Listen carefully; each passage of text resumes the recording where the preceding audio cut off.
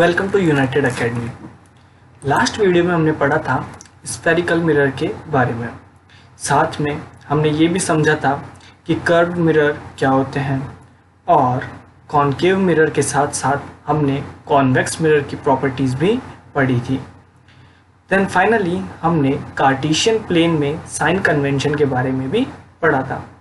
Now आज के इस वीडियो में हम पढ़ेंगे इमेज फॉर्मेशन स्फेरिकल मिरर्स के साथ, जिसमें इंक्लूड होंगे हमारे concave mirror as well as convex mirror. तो उससे पहले हमारे लिए ये समझना बहुत ज़रूरी है कि किस तरह से कोई भी इंसिडेंट लाइट किस मिरर से या किसी भी कर्व्ड सरफेस से, जिन्हें हम यहाँ कंसिडर करेंगे एज ए कॉनकेव मिरर और कॉन्वेक्स मिरर, उनसे स्ट्राइक होने के बाद किस डायरेक्शन की तरफ मूव करती है। सो इसी के साथ मैं स्टार्ट करता हूँ हमारा image formation in spherical mirror. So हमारे पास जो फर्स्ट पॉइंट है वो डिफाइन करता है ray parallel to the principal axis. So ये हमें क्या बता रहा है कि अगर कोई लाइट इनफाइनाइट से या पॉइंट ए से आ रही है और वो इस प्रिंसिपल एक्सिस, जिसे मैंने यहाँ इंडिकेट किया है, इसके पैरेलल आती है, तो मिरर से स्ट्राइक होने के बाद वो रिफ्लेक्ट बैक होकर फोकस से पास होगी। In case of convex mirror हमारी लाइट पॉइंट ए से आ रही है, वो प्रिंसिपल एक्सिस OF के पैरेलल है। मिरर से स्ट्राइक होने के बाद वो A' के डायरेक्शन में मूव कर जाती है। यहाँ हम इमेज का फिनोमिना पता लगाने के लिए या इमेज की पोजीशन पता लगाने के लिए इस रिफ्लेक्टेड लाइट को ट्रेस बैक करते हैं, यानी कि इसका जो पाथ है उसको पीछे की तरफ ट्रेस करते हैं। तो हमें पता लगता है कि जो पाथ है वो फोकस से होकर गुजर रहा है या फोकस से पास हो रहा है। सो इसी के साथ हमें यह पता चला कि जब कोई लाइट इनफाइनाइट से आती है तो वो फोकस से पास आउट होती है। नाउ अब हम मूव करते हैं हमारे सेकंड पॉइंट की तरफ। So what it is when ray passes through focus, यानी कि अगर कोई लाइट फोकस से पास होकर आती है तो वो मिरर पे स्ट्राइक होने के बाद कहाँ मूव करती है या किस डायरेक्शन में मूव करती है। तो हमें यहाँ देखने को मिलता है कि अगर कोई रे फोकस से पास होती है तो वो मिरर से स्ट्राइक होने के बाद वो प्रिंसिपल एक्सिस के पैरेलल चली जाती है। यहाँ हम देख सकते हैं B शो कर रहा है इंसिडेंट रे को और B' शो कर रहा है हमारी रिफ्लेक्टेड लाइट की डायरेक्शन को।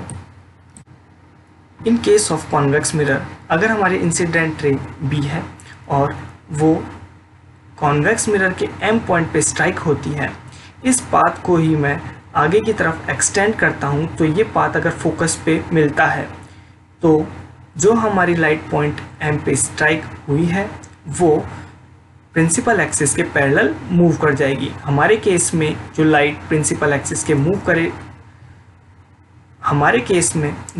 प्रिंसिपल एक्सिस के पैरेलल मूव करेगी उसे हमने नाम दिया है B' से। नाउ अब हम मूव करते हैं हमारे थर्ड पॉइंट की तरफ। तो थर्ड पॉइंट हमें क्या डिफाइन कर रहा है कि अगर कोई रे सेंटर ऑफ कर्वेचर से पास होकर और मिरर पे स्ट्राइक करती है तो वो रे वापस सेंटर ऑफ कर्वेचर से होकर उसी डायरेक्शन में लौट जाती है।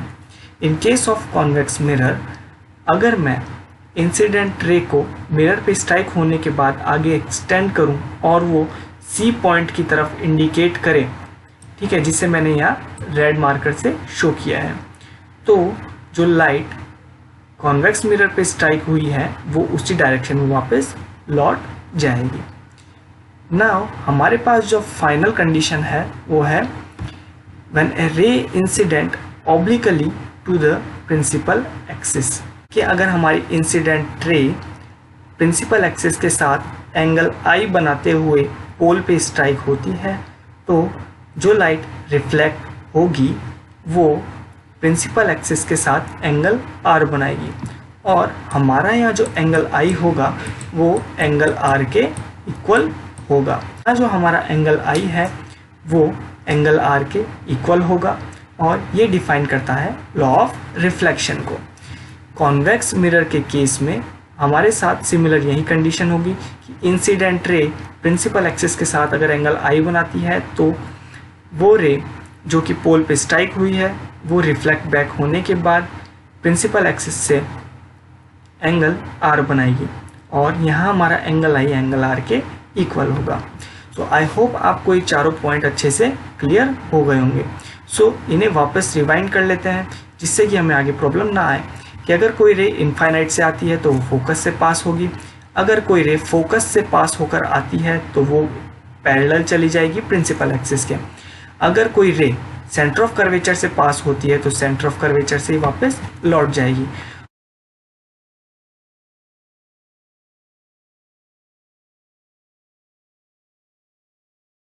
फाइनल कंडीशन ये थी कि अगर कोई रे पोल पे स्ट्राइक होती है और वो प्रिंसिपल एक्सिस के साथ एंगल आई बनाती है तो रिफ्लेक्ट होने के बाद वो प्रिंसिपल एक्सिस के साथ एंगल आर बनाएगी।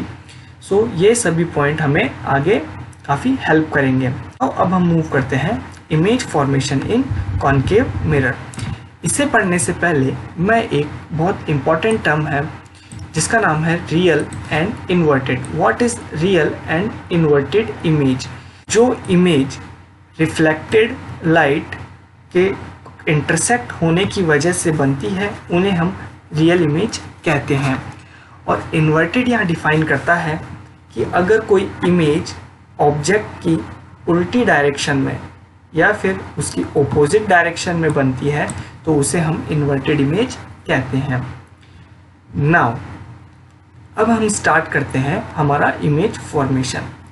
सबसे पहले हम कंसिडर करेंगे कि हमारा जो ऑब्जेक्ट है वो है इनफाइनाइट पे। सो जैसा मैंने बताया अगर ऑब्जेक्ट इनफाइनाइट पे है तो लाइट आएगी इनफाइनाइट से, जहाँ मैंने इसे नंबर 1 से इंडिकेट किया है। वो पॉइंट M पे स्ट्राइक होगी जो मिरर पे है और फोकस से पास हो जाएगी। सिमिलर वे अगर लाइट सेकंड नंबर से आती है या फिर सेकंड डायरेक्शन से आती है और मिरर के पॉइंट N पे स्ट्राइक होती है तो वो फोकस से पास हो जाएगी। यहाँ कंडीशन यही है कि हमारी फर्स्ट और सेकंड जो लाइट है वो दोनों आपस में पैरेलल है। नाउ अब जो इमेज हमारे पास बनेगी उसकी क्या क्या प्रॉपर्टी होगी, वो कैसी दिखाई देगी, उसकी साइज़ क्या है और उसका नेचर क्या है, ऐसा हमसे काफ़ी बार एग्जाम में भी पूछा जाता है। तो फर्स्ट ऑफ ऑल हमारी जो इमेज की पोजीशन होगी वो होगी फोकस पे, क्योंकि हमारी जो लाइट्स है वो इंटरसेक्ट हो रही है फोकस पे। नाउ मैंने आपको बताया था कि रियल इमेज वो इमेज होती है जो कि रिफ्लेक्टेड लाइट के इंटरसेक्ट होने की वजह से बनती है। तो यहाँ पर देखो लाइट रिफ्लेक्ट हुई MF, ठीक है, और NF आपस में इंटरसेक्ट हो रही है पॉइंट F पे, तो हमारी इमेज रियल होगी। और यहाँ पर जो हमारी इमेजेस बनेगी वो इन्वर्टेड बनेगी, यानी कि ऑपोजिट टू ऑब्जेक्ट। यानी कि अगर हमारा ऑब्जेक्ट इस तरह से ऊपर की तरफ फेस करता हुआ है तो हमारी इमेज नीचे की तरफ फेस करती हुई बनेगी। आई होप आपको ये पॉइंट्स क्लियर हो गए होंगे। नाउ अब हम मूव करते हैं हमारे सेकंड पोजीशन की तरफ। When object is beyond C, यानी कि हमारा ऑब्जेक्ट ऐसी जगह है जहाँ C से वो कुछ दूरी पर है। सो यहाँ पर हमारे लिए जो डिस्टेंस है वो है AC, यानी C और A के बीच में डिस्टेंस CA है। इसे याद करना ज़रूरी नहीं है, बस हमें समझना है कि जो हमारा ऑब्जेक्ट है वो बियॉन्ड C है, यानी कि इनफाइनाइट से अब वो थोड़ा C की तरफ आया है, यानी थोड़ा दिखाई दे रहा है। इसको ऐसे भी समझ सकते हैं। नाउ यहाँ पर मैंने डिफाइन किया है कि एक जो रे है वो मैंने नाम दिया है उसको 1 से, वो ऑब्जेक्ट के हेड के यानी कि पॉइंट B से पास होने के बाद मिरर पे M पॉइंट पे स्ट्राइक होती है और फोकस से पास आउट हो जाएगी, क्योंकि ये प्रिंसिपल एक्सिस के पैरेलल है। आई होप आपको समझ में आ रहा होगा। नाउ एक लाइन मैंने ड्रॉ की, देखो ये आप पर डिपेंड करता है कि आप लाइंस को कहाँ से कहाँ मूव कर सकते हैं। पहले मैं आपको डायग्राम के थ्रू समझाता हूँ, फिर मैं आपको एक्स्ट्रा और बताता हूँ कि पहली लाइन तो मैंने आपको बता दी कि जो फर्स्ट लाइन है वो टकराने के बाद फोकस से पास हो रही है, जो दूसरी रे है वो फोकस से पास हो रही है। तो हमने क्या समझा था कि अगर कोई रे फोकस से पास हो रही है तो वो रिफ्लेक्ट होने के बाद प्रिंसिपल एक्सिस के पैरेलल मूव करेगी, और जैसे ही वो पैरेलल मूव करेगी तो हमारी फर्स्ट रे के रिफ्लेक्टेड होने के बाद वो उससे स्ट्राइक हो जाएगी और स्ट्राइक पॉइंट हमारा बी डैश होगा। तो अब हम इस बी डैश पॉइंट से परपेंडिकुलर लाइन ड्रॉ करते हैं प्रिंसिपल एक्सिस पे। तो ये हमारे इमेज की हाइट हो गई। आई होप आपको समझ में आ रहा होगा। तो अब हम समझते हैं हमारा जो इमेज है उसका नेचर क्या है, यानी इमेज कहाँ बनेगी और कैसे बनेगी। सबसे पहले जो हमारी इमेज है वो F एंड C के बीच में बनेगी, जैसा हम देख सकते हैं। दूसरा, मैंने आपको बताया था कि रिफ्लेक्टेड लाइट के इंटरसेक्ट होने की वजह से हमारी इमेज रियल बनती है। तो यहाँ हमारी इमेज रियल बनेगी और ऑब्जेक्ट के ऑपोजिट डायरेक्शन की होने की वजह से इन्वर्टेड है और ये ऑब्जेक्ट की जो साइज़ है उससे छोटी है, तो मैंने इसे नाम दिया है डिमिनिश्ड। हमारे जो फर्स्ट पॉइंट था इसमें एक पॉइंट हमारा रह गया था जिसमें था point size. What is point size? यानी कि जो हम देख सकते हैं कि हमारी जो रिफ्लेक्टेड रे है वो आपस में टकरा रही है, तो एक पॉइंट ही बन रहा है, तो हमारी जो इमेज है वो एक पॉइंट साइज की होगी। Now let's move two point number 3 कि हमारा जो ऑब्जेक्ट है अगर वो सेंटर ऑफ कर्वेचर पे ही रखा हो तो हमारी इमेज कहाँ बनेगी। तो हम इसे देखते हैं कि अगर हमारा ऑब्जेक्ट सेंटर ऑफ कर्वेचर पे है तो हमारी फर्स्ट रे गई बी से एम पे और स्ट्राइक होके फोकस से पास आउट हो गई। नाउ सेकंड रे को हमने मूव करवाया। देखो हम यहाँ पे मूव करवा सकते थे, एक फोकस से भी मूव करवा सकते थे, ये सब हम पे डिपेंड करता है। तो हमने यहाँ पे मूव करवाया पोल पर। सो पोल पे स्ट्राइक होने के बाद लाइट उस एंगल पे ही वापस रिफ्लेक्ट बैक हो जाएगी और वो एम बी डैश को बी डैश पॉइंट पे कट कर देगी। तो हमारा जो ऑब्जेक्ट है वो सी पर था, तो इमेज भी सी पर ही बनेगी, यानी सेंटर ऑफ कर्वेचर पे ही बनेगी। तो यहाँ हमारी इमेज बनती है सेंटर ऑफ कर्वेचर पे इंटरसेक्ट हो रहा है, तो रियल एंड इन्वर्टेड यानी कि ऑब्जेक्ट के जस्ट ऑपोजिट डायरेक्शन में। और जिस साइज का हमारा ऑब्जेक्ट था उसी साइज की हमारी इमेज भी फॉर्म होती है। नाउ हमारा फोर्थ पोजीशन है कि हमारा ऑब्जेक्ट सेंटर ऑफ कर्वेचर और फोकस के बीच में है। नाउ हमारी जो फर्स्ट रे है वो सेम पैरेलल आती है और एम से स्ट्राइक होने के बाद फोकस से रिफ्लेक्ट बैक हो जाती है। सेकंड रे को मैंने पोल पे स्ट्राइक किया है पॉइंट ओ पे। पॉइंट ओ पे स्ट्राइक होने के बाद वो रिफ्लेक्ट बैक हो जाएगी सेम एंगल पे, जैसा हमने पहले पढ़ा था लॉ ऑफ रिफ्लेक्शन की वजह से।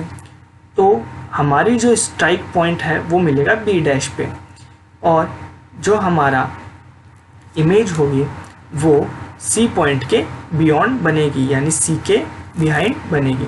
सो हमारी जो इमेज है वो बियॉन्ड सी बनेगी, जैसा कि हम यहाँ देख सकते हैं, और रियल और इन्वर्टेड तो होगी ही, बट इस बार हमारी जो इमेज होगी वो ऑब्जेक्ट से बड़ी साइज की होगी। देखो ये एक बेसिक तरीका है जिससे मैं आपको समझा रहा हूँ।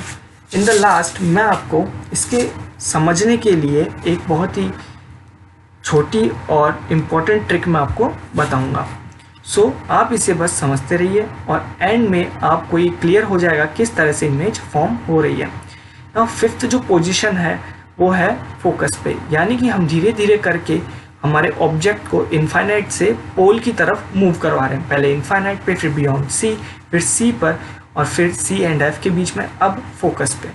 तो जैसे ही हमारा ऑब्जेक्ट फोकस पे है तो हमारी पैरेलल रे सेम फोकस से पास होगी और जो रे पोल पर स्ट्राइक हो रही है वो भी उसी एंगल पे मूव कर जाएगी, बट दिस टाइम हमारी जो रेज है वो आपस में इनफाइनाइट पे जाकर मिलेगी। तो हमारी जो इमेज है वो बनेगी इनफाइनाइट पे और जो टाइप होगा वो होगा रियल एंड इन्वर्टेड, और इस बार हमारी जो इमेज होगी वो बहुत ही ज़्यादा बड़ी होगी। नाउ अब हम मूव करते हैं हमारे लास्ट पॉइंट पे, when object is between pole and focus. ये बहुत ही इम्पोर्टेंट है क्योंकि ज़्यादातर बार स्टूडेंट्स इसे ही भूल जाते हैं। ये क्या है कि जब कोई ऑब्जेक्ट पोल और फोकस के बीच में हो, तो यहाँ मैंने पोल ओ पॉइंट से शो कर दिया। सो फर्स्ट रे जिसे मैं हमेशा पैरेलल लाता था वो पैरेलल ही आ रही है और मिरर से स्ट्राइक होने के बाद फोकस से मूव किए जा रही है। नाउ सेकंड रे पोल पे स्ट्राइक हो रही है और पोल से ही वो वापस रिफ्लेक्ट बैक हो रही है, बट दिस टाइम ये दोनों रे कभी भी आपस में नहीं मिलेगी। ठीक है, ये आपस में कभी नहीं मिलेगी, यानी जो रिफ्लेक्टेड लाइट से वो आपस में नहीं मिलेगी। बट ऑब्जेक्ट अगर रखा है तो इमेज तो कहीं ना कहीं तो बनेगी।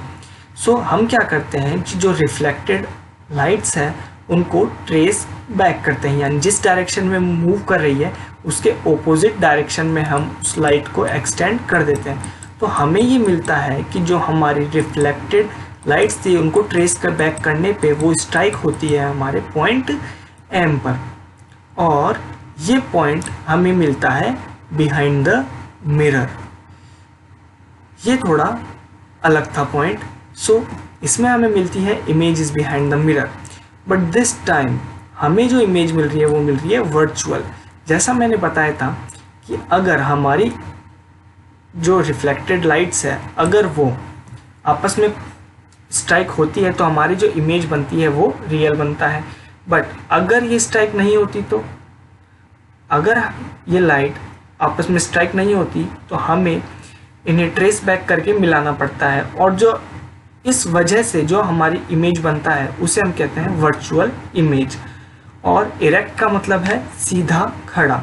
सो जिस तरह से हमारा ऑब्जेक्ट स्ट्रेट खड़ा है उसी तरह से हमारी इमेज भी स्ट्रेट खड़ी है। ठीक है, सो इसी के साथ हमारे ये 6 पॉइंट क्लियर होते हैं जो हमें ये बताते हैं इमेज फॉर्मेशन इन कॉनकेव मिरर। नाउ अब हमारे पास है इमेज फॉर्मेशन इन कॉन्वेक्स मिरर।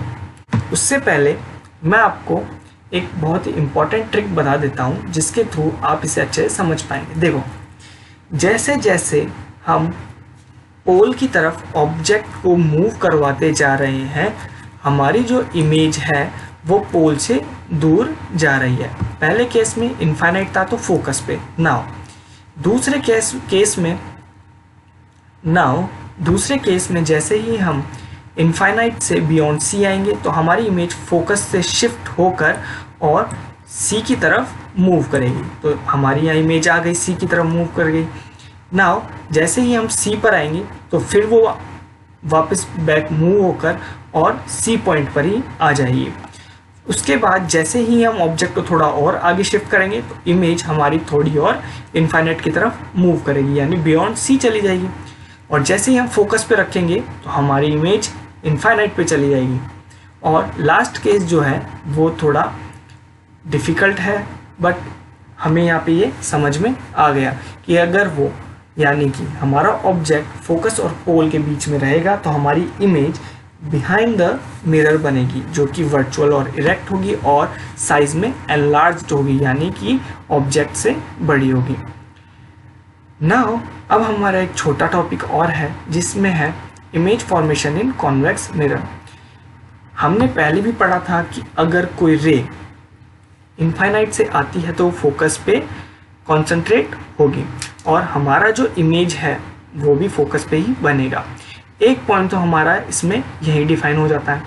दूसरा पॉइंट हमें क्या बताता है कि ऑब्जेक्ट अगर इनफाइनाइट से थोड़ा सा मिरर के पास रखा जाए, यानी कि एक कुछ दूरी पर रखा जाए, या कह सकता हूँ कि इनफाइनाइट और पोल के बीच में रखा जाए। ठीक है, इनफाइनाइट पे नहीं है, वो पोल और इनफाइनाइट के बीच में है, तो जो हमारी इमेज होगी वो हमारी फोकस और पोल के हमेशा बीच में बनेगी। इस केस में यानी कि हमारे कॉन्वेक्स मिरर के केस में हमारी जितनी भी इमेजेस बनेगी वो सारी वर्चुअल एंड इरेक्ट होगी, क्योंकि हमें हर बार ट्रेस बैक करके ही इमेज बनानी पड़ती है। जैसा मैंने आपको यहाँ शो किया है इमेज पॉइंट से कि ये हमारी एक इमेज है। आई होप आपको क्लियर हो रहा होगा। नाउ यहाँ पर जो साइज होती है वो किस तरह से बढ़ती है और कम होती है ये भी हम समझते हैं।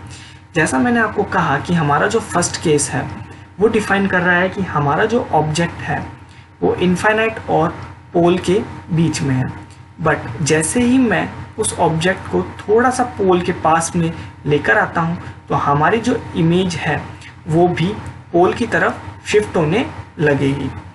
सो हमारा जो पहले के मुकाबले जो इमेज की साइज़ है वो इस बार ज़्यादा बड़ी होगी, यानी कि जैसे जैसे मैं ऑब्जेक्ट को इनफाइनाइट से मिरर की तरफ मूव करवाऊंगा, जैसे जैसे ऑब्जेक्ट को इनफाइनाइट से मिरर की तरफ मूव करवाऊंगा, मेरा इमेज फोकस से और पोल की तरफ मूव करेगा और इसकी साइज पहले के मुकाबले बढ़ती जाएगी। पहले छोटी और फिर थोड़ा आगे बढ़ाया तो फिर थोड़ी बड़ी और in the same way enlarge होती रहेगी, बट इतनी ही रहेगी कि ये हमारे ऑब्जेक्ट से छोटी हमेशा दिखे।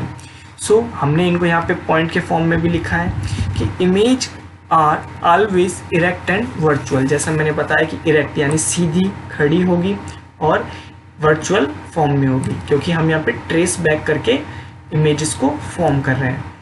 Object come near to mirror, image becomes larger. जैसे जैसे ऑब्जेक्ट मिरर के पास में आता जाएगा, इमेज भी बड़ी होती जाएगी, but it's size remains smaller than object. But इसकी जो साइज है वो ऑब्जेक्ट से हमेशा छोटी ही रहेगी और हमारी जो इमेज है वो हमेशा पोल और जो हमारी इमेज है वो पोल और फोकस के बीच में ही रहेगी। सो मैं उम्मीद करता हूँ कि आपको ये सभी पॉइंट क्लियर हो गए होंगे और आपको इमेज फॉर्मेशन अच्छे से समझ में आया होगा। तो अगर आपको हमारा वीडियो पसंद आया तो आप हमारे वीडियो को लाइक करें, हमारे चैनल को सब्सक्राइब करें और हमारे वीडियोस को ज़्यादा से ज़्यादा शेयर करें। And in the next video हम जानेंगे मिरर फॉर्मूला क्या होता है और उसका डेरिवेशन किस तरह से किया जाता है।